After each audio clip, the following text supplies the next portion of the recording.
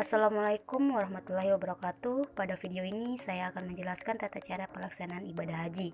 Untuk mengetahuinya, silakan saksikan video ini.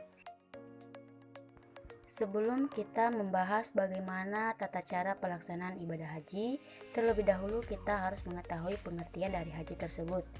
Haji adalah salah satu rukun Islam yang kelima. Menunaikan ibadah haji adalah bentuk ritual tahunan bagi kaum muslim yang mampu secara material, fisik maupun keilmuan dengan berkunjung ke beberapa tempat di Arab Saudi dan melaksanakan beberapa kegiatan pada satu waktu yang telah ditentukan, yaitu pada bulan Zulhijjah. Tata cara pelaksanaan ibadah haji yang pertama adalah dari persiapannya. Pakaian ihram bagi laki-laki berupa 2 lembar kain lebar untuk menutupi pundak dan bagian bawah panggul, seperti layaknya sarung. Laki-laki dilarang untuk memakai pakaian biasa, memakai sepatu yang menutupi mata kaki, dan menutup kepala dengan menggunakan topi atau peci. Sedangkan pakaian untuk perempuan memakai pakaian yang telah disyariatkan yang menutupi seluruh tubuhnya. Namun, tidak diperbolehkan untuk menutup muka atau memakai sarung tangan. Adapun larangan bagi keduanya, yang pertama, tidak boleh memakai wangi-wangian. Yang kedua, tidak boleh memotong kuku dan mencukur atau mencabut rambut badan. Yang ketiga, memburu dan menganiaya binatang. Keempat, kawin, mengawinkan atau meminang wanita untuk dinikahi. Yang kelima, tidak boleh melakukan hubungan badan. Yang keenam, tidak boleh mencaci, bertengkar, dan mengucapkan kata-kata kasar.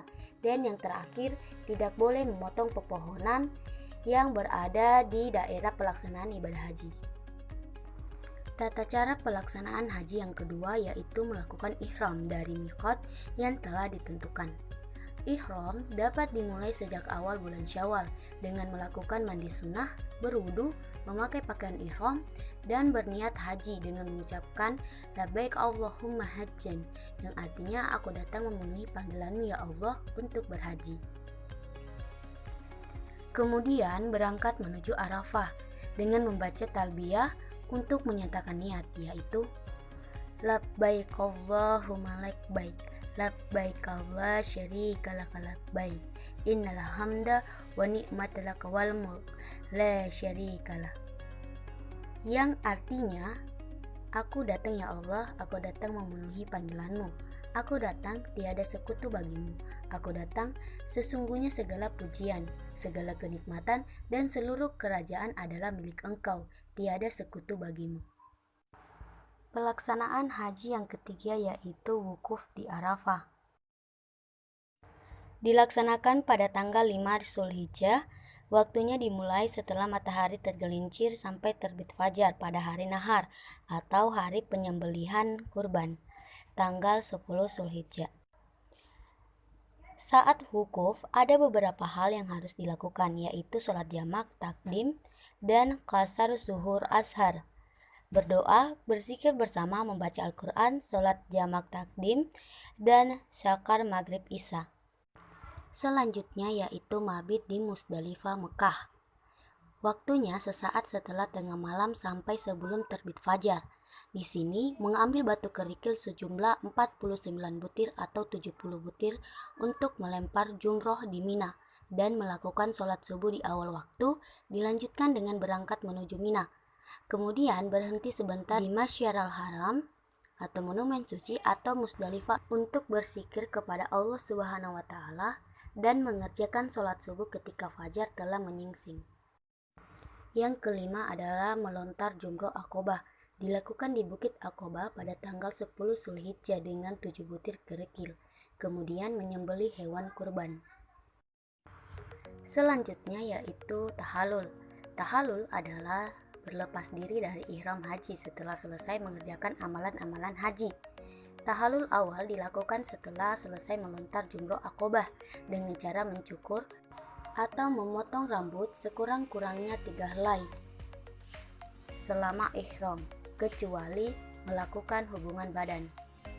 Bagi yang ingin melaksanakan tawaf ifadah pada hari itu dapat langsung pergi ke Mekah untuk tawaf. dengan membaca talbiyah masuk ke Masjidil Haram melalui Ba'abus Salam dan melakukan tawaf. Selesai tawaf disunahkan mencium Hajar Aswad. Lalu sholat sunnah 2 rakaat di dekat makam Ibrahim, berdoa di Multasam, dan sholat 2 rakaat di Hijr Ismail. Semuanya ada di kompleks Masjidil Haram. Kemudian melakukan sa'i antara Bukit Syafa dan Marwah, dimulai dari Bukit Syafa dan berakhir di Bukit Marwah. Lalu dilanjutkan dengan tahallul kedua, yaitu mencukur atau memotong rambut sekurang-kurangnya 3 helai. Dengan demikian, seluruh perbuatan yang dilarang selama ihram telah dihapuskan, sehingga semuanya kembali ke Mina sebelum matahari tenggelam untuk mabit di sana. Pelaksanaan ibadah haji selanjutnya yaitu mabit di Mina, dilaksanakan pada hari tasyrik atau hari yang diharamkan untuk berpuasa, yaitu pada tanggal 11, 12, dan 13 Zulhijjah. Setiap siang pada hari-hari tasyrik itu melontar jumrah ulah, wusta, aqobah masing-masing 7 kali. Bagi yang menghendaki nafar awal atau yang meninggalkan Mina tanggal 12 Zulhijjah setelah jumroh sore hari, melontar jumroh dilakukan pada tanggal 11 dan 12 Zulhijjah saja. Tetapi bagi yang menghendaki nafar tsani atau nafar akhir atau meninggalkan Mina pada tanggal 13 Zulhijjah setelah jumroh sore, melontar jumroh dilakukan selama 3 hari, yaitu tanggal 11, 12, dan 13 Zulhijjah. Dengan selesainya melontar jumroh, maka selesailah seluruh rangkaian kegiatan ibadah haji dan kembali ke Mekah. Tetapi bagi yang tidak melaksanakan tawaf ifda ketika berada di Mekah, maka harus melakukan tawaf ifda dan sya'i, lalu melakukan tawaf wada sebelum meninggalkan Mekah untuk kembali pulang ke daerah asal.